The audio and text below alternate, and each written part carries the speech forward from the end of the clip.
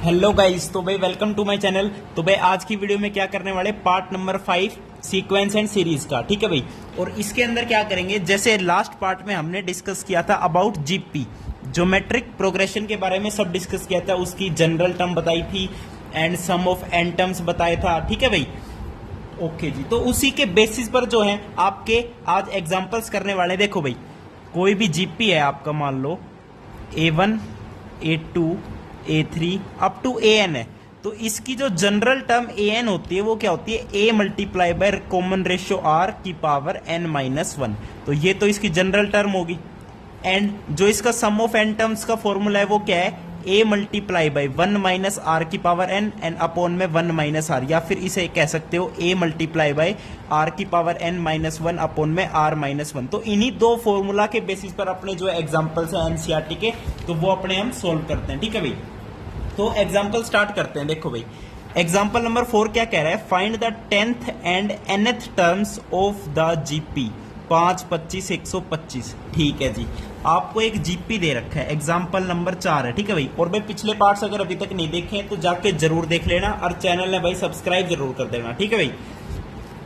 तो आपका जीपी दे रखा है 5, 25, 125 डॉट डॉट। अब ऑब्वियसली जीपी है, इसका कॉमन रेशियो क्या है, second term divided by first term कर दो, तो 5 5 का कॉमन रेशियो चल रहा है, तो कॉमन रेशियो आ गया 5। अब आपसे कह रहा है 10th टर्म बताओ, तो 10th टर्म क्या होगी, first term multiply by common ratio n-1 आता है, तो 10 - 1 9, तो a क्या है आपका 5 है, कॉमन रेशियो इज 5, तो 5 की पावर 9, तो 5 मल्टीप्लाई बाय 5 की पावर 9, ये कितना आ जाएगा, 5 की पावर 10 आ जाएगा। तो जो आपकी 10th टर्म है वो है 5 की पावर 10।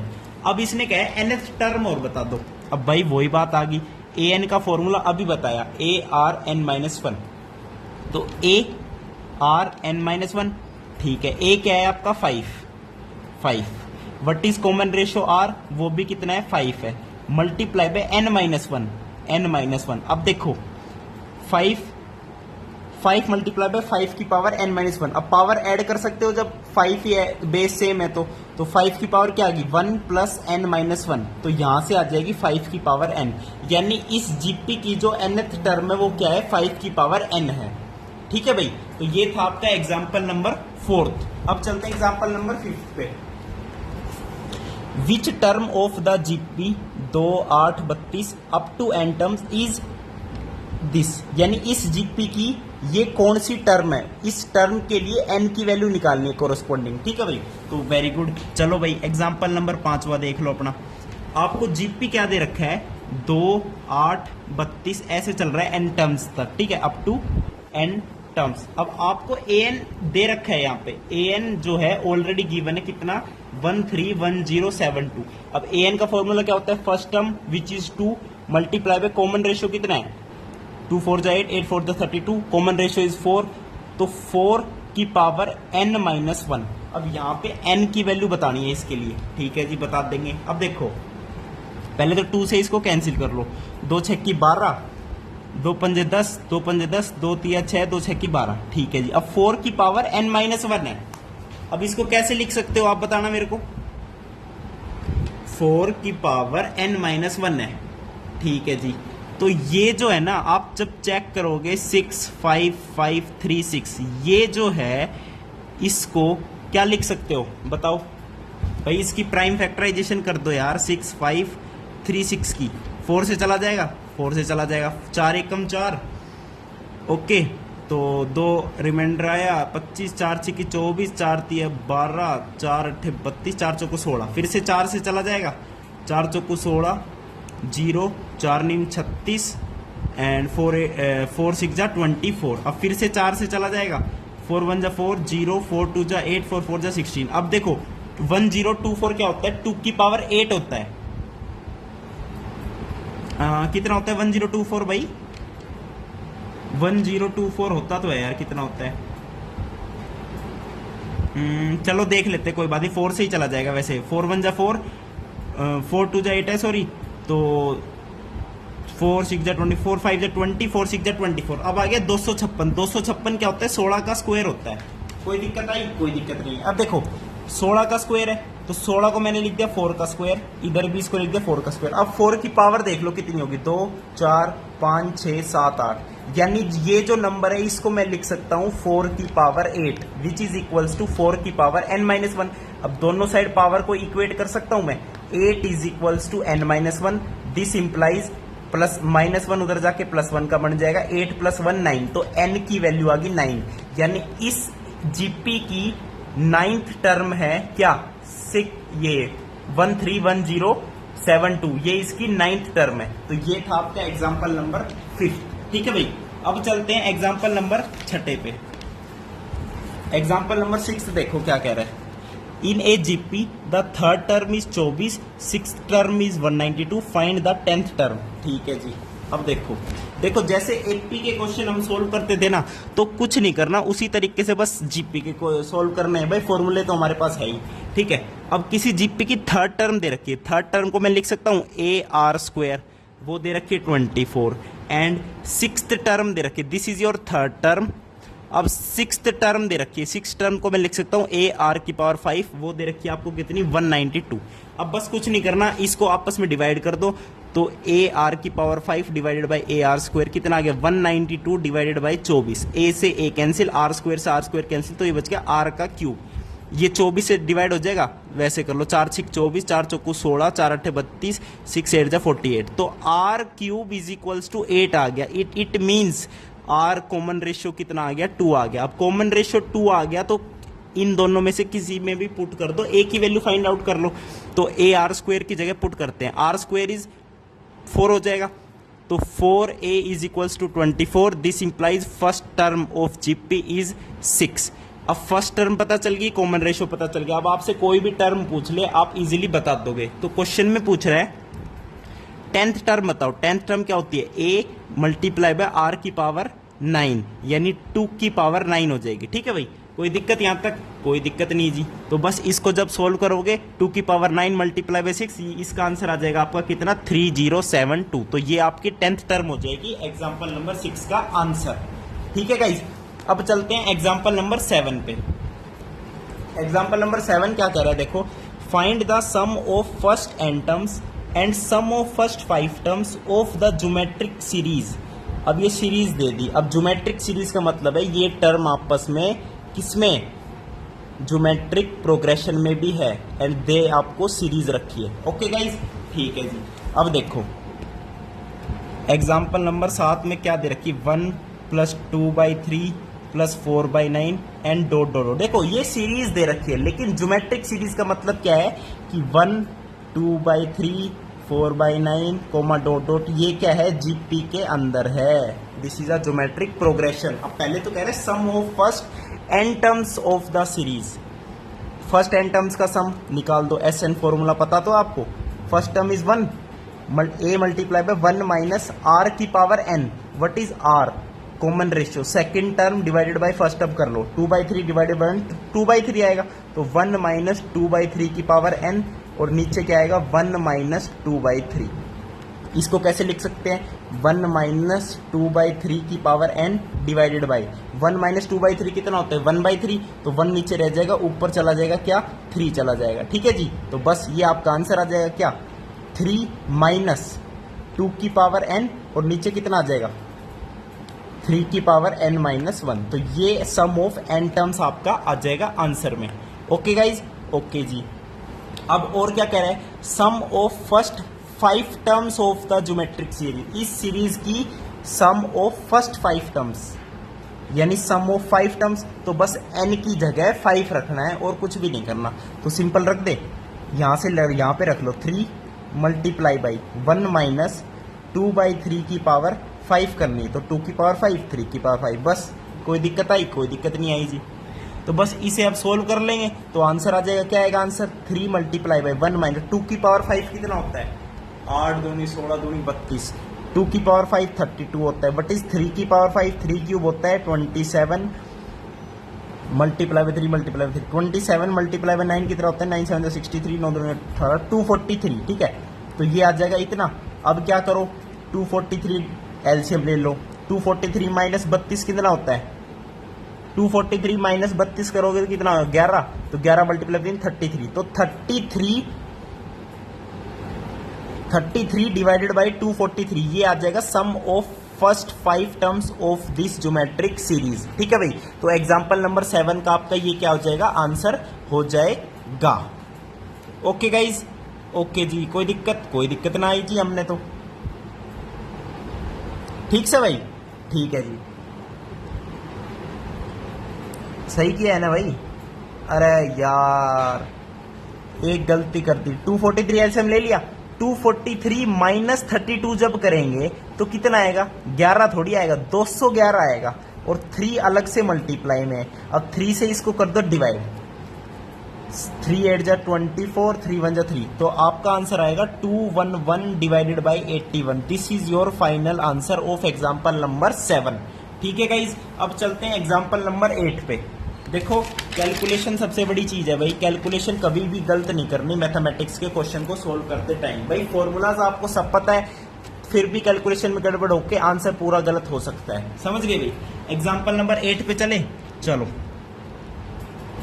एग्जाम्पल नंबर 8 क्या कह रहा है, how many terms of the GP 3, 3/2, 3/4 ... are needed to give the sum 3069/512।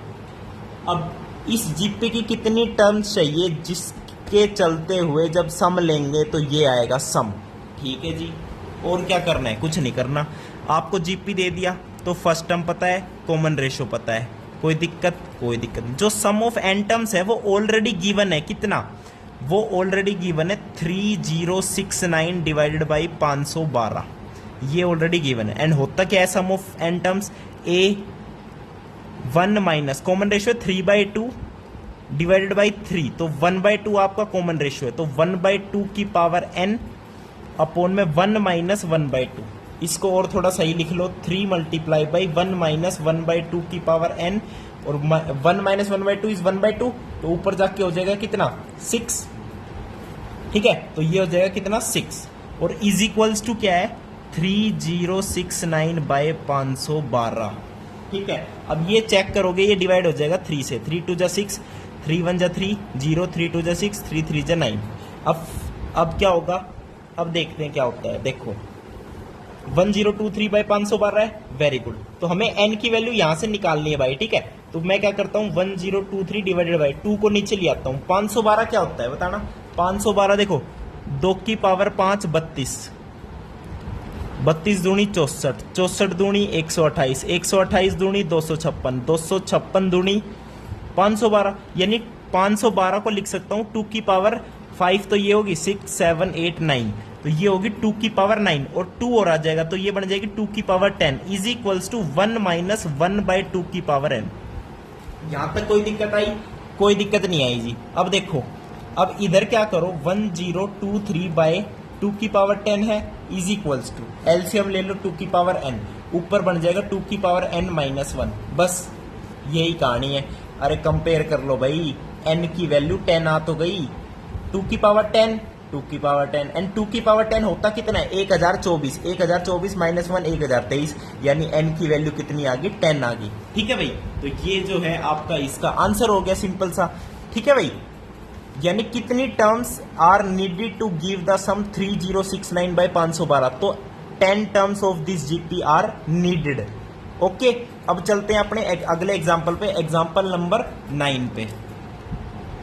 भाई समझ आ रहा है नहीं आ रहा ये बता दो, समझ आना बहुत जरूरी है, और नहीं आ रहा तो नोट्स भी सारे शेयर कर दूंगा, और कमेंट में आप फिर से पूछ सकते हो मेरे को, मैं आपको दोबारा वीडियो अपलोड कर दूंगा जो भी आपका डाउट होगा। ओके गाइस, ठीक है जी। Example number 9, the sum of first 3 terms of a GP is 13/12 and their product is -1, तो कॉमन रेशियो बताओ और वो टर्म्स बताओ तीनों के तीनों। ठीक है जी।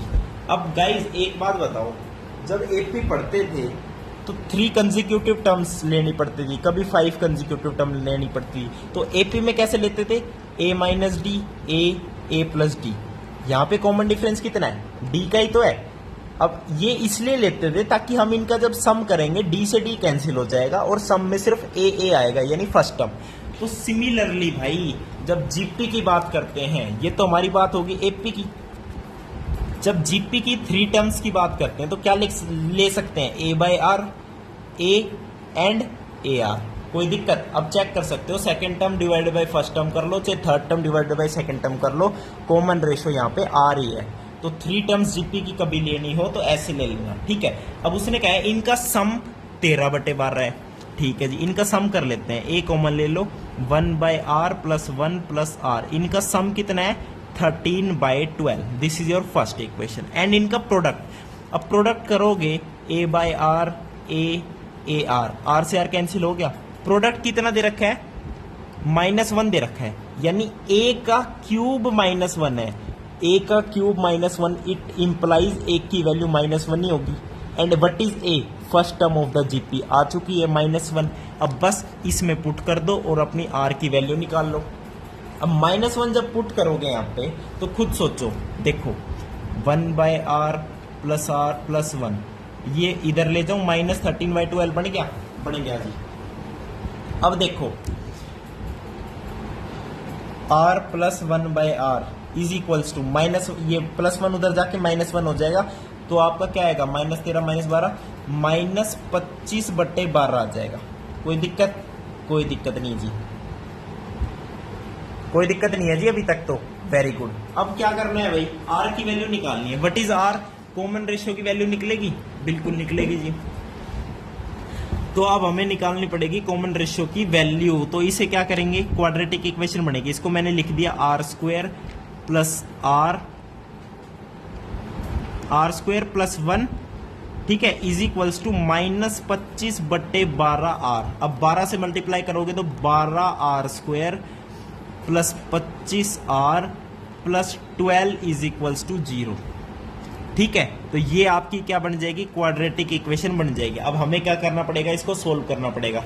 अब भाई 12 और 12 144 होते हैं, ठीक है, मल्टीप्लाई करें तो 144 आना चाहिए, एंड ऐड करें तो 25 आना चाहिए। तो ऐसा कैसे बनेगा बताना, 25, तो फिर इसको फैक्टराइज कैसे करेंगे बताओ भाई, इसको मुझे करना है फैक्टराइज। अच्छा एक काम करते हैं, अपना वो फॉर्मूला ही लगा लेते हैं, ठीक है भाई। अपने पास इक्वेशन क्या बनेगी, देखो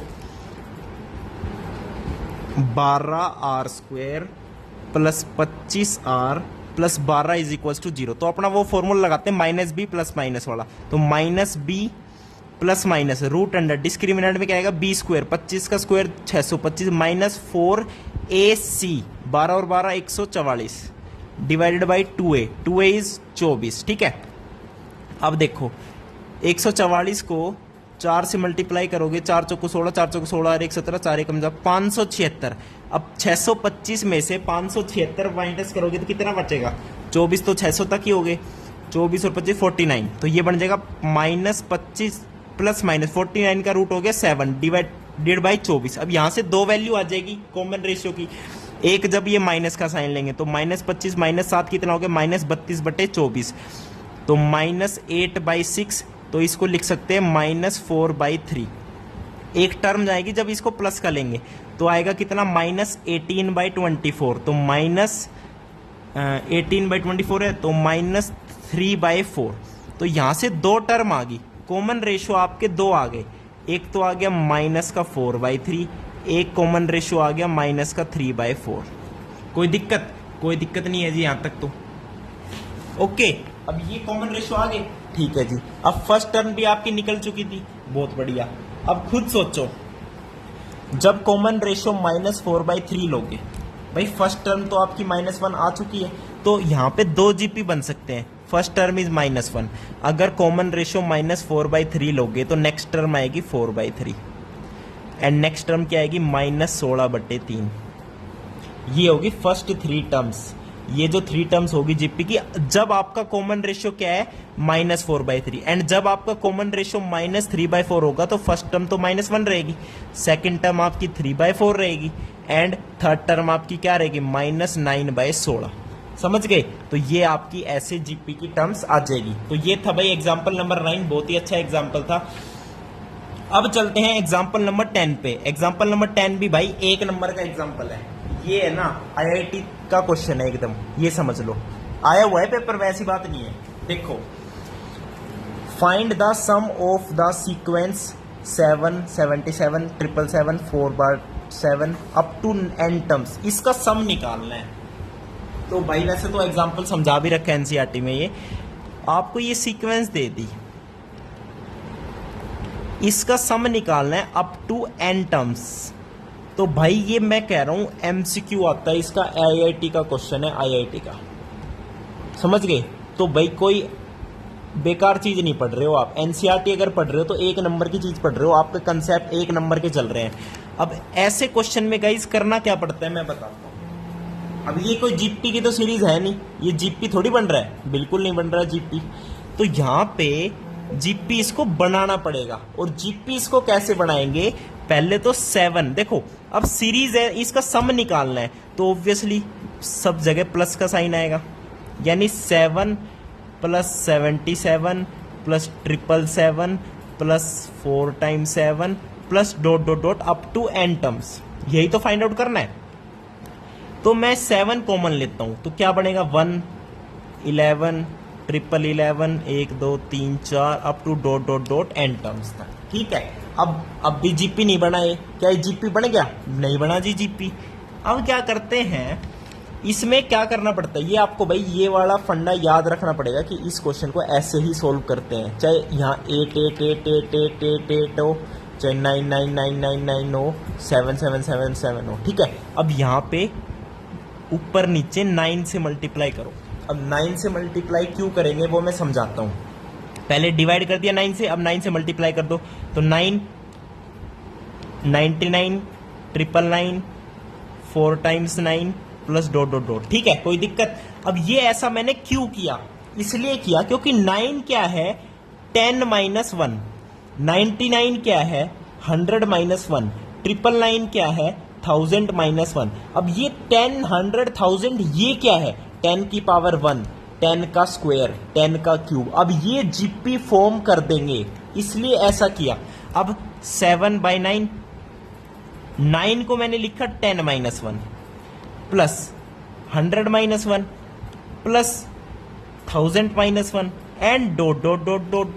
अब खुद सोचो 7/9 10 10 स्क्वायर 10 क्यूब, 10 स्क्वायर 10 10 का क्यूब, ऐसे ... n टर्म्स तक। तो ये हो गया, ये जीपी फॉर्म कर गया। प्लस में -1 जो है हर एक में आ रहा है, ये कितनी बार आ रहा है n टाइम्स आ रहा है, तो इसको लिख सकते हो -n।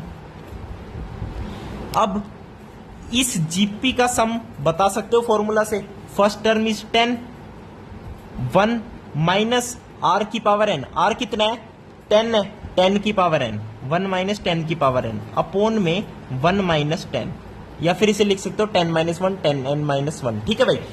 एंड -n, और भार कितना है 7/9। आई समझ में बात, इसको नेक्स्ट पेज पे लिखता हूं अच्छे से, फिर समझ आएगी। भाई क्या किया है हमने, 7/9 तो अपना कॉमन था ही, अंदर क्या बन रहा है 10 10 स्क्वायर 10 क्यूब, अंदर बन रहा है 10 10 square 10 cube up to n terms तक।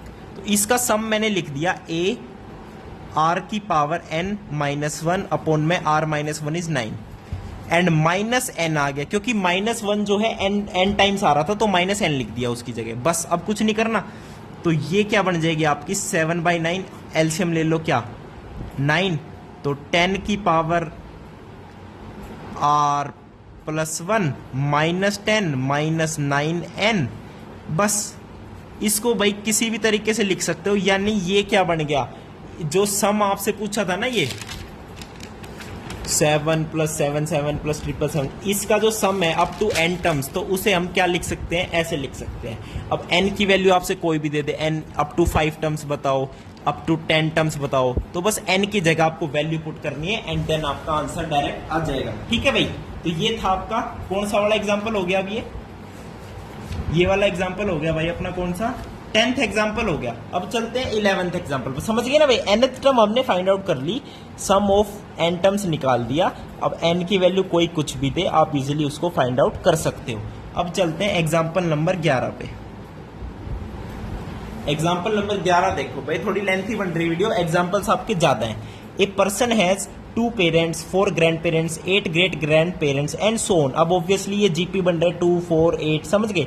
Find the number of his ancestors during the 10 generation. अब n की value 10 they the and number of ancestor यानी सम निकालना है, बेसिकली सम ऑफ 10 टर्म्स निकालना है, जो जीपी है अपना 248। सिंपल क्वेश्चन है, कर दो जी। जीपी क्या है 248 ऐसे चल रहा है एंड एस 10 बताना है। व्हाट इज फर्स्ट टर्म ये।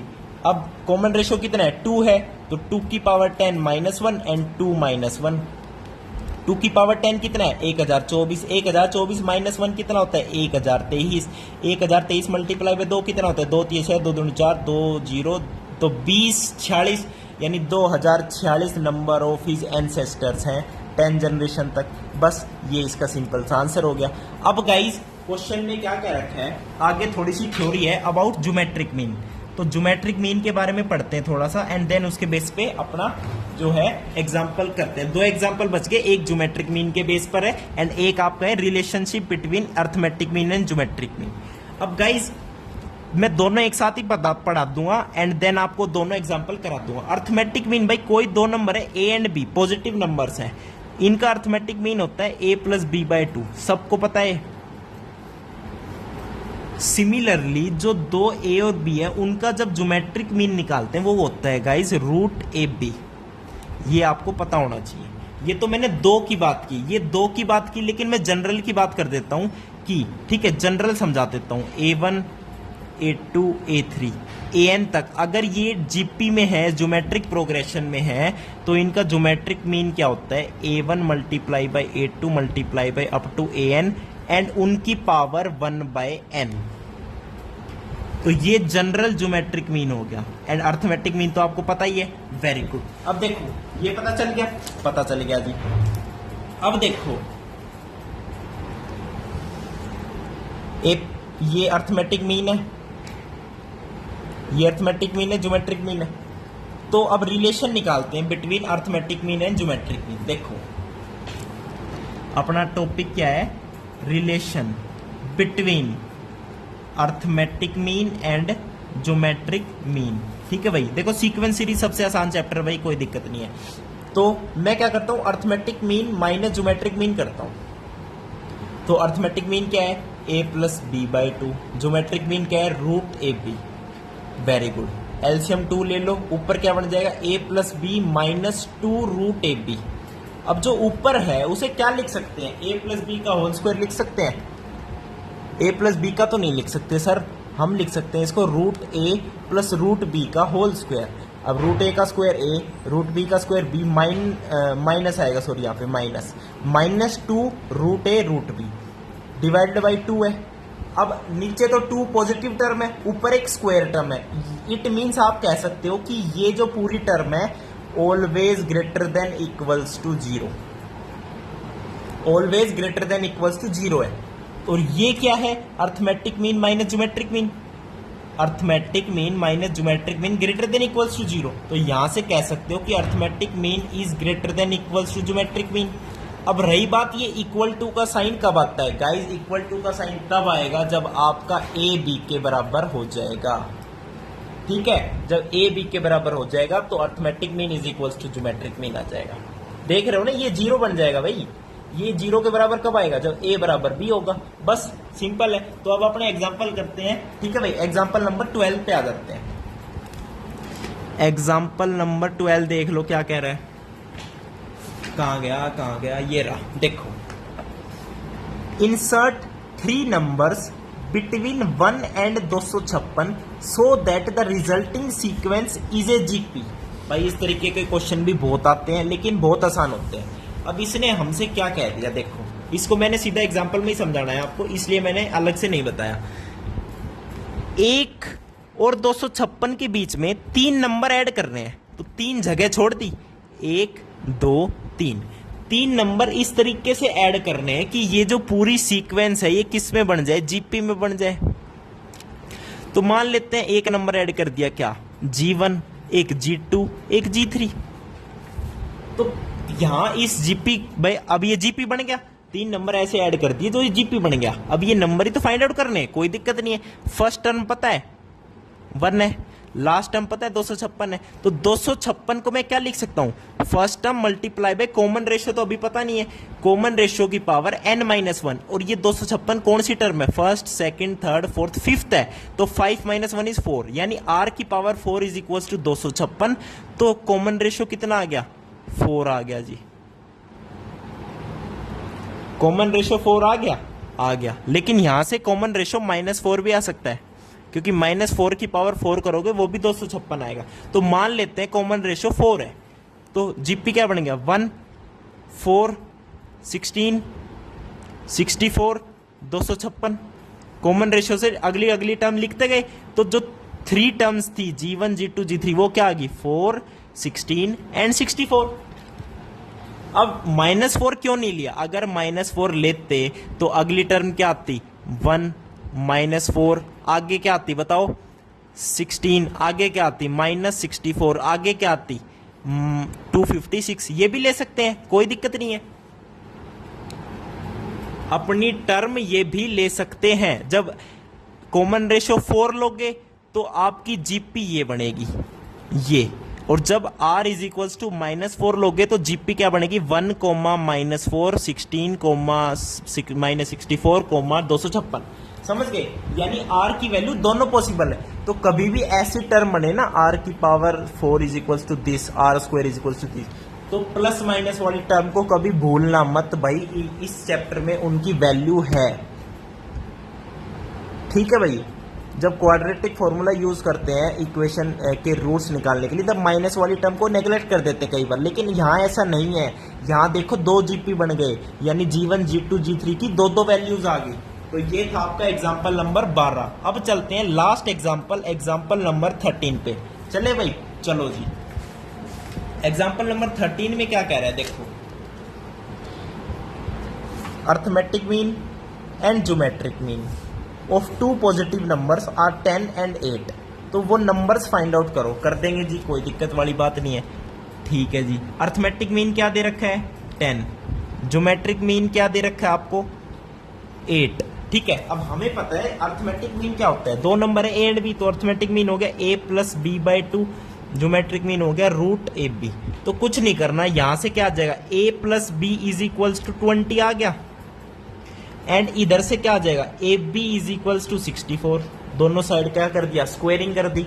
अब यहां पे देखो A × B को मैं क्या लिख सकता हूं, 20 - A इज इक्वल्स टू 64, अब बस क्वाड्रेटिक बन गया, 20A - A² is equals to 64, तो आ जाएगा A² - 20A + 64 is equals to 0।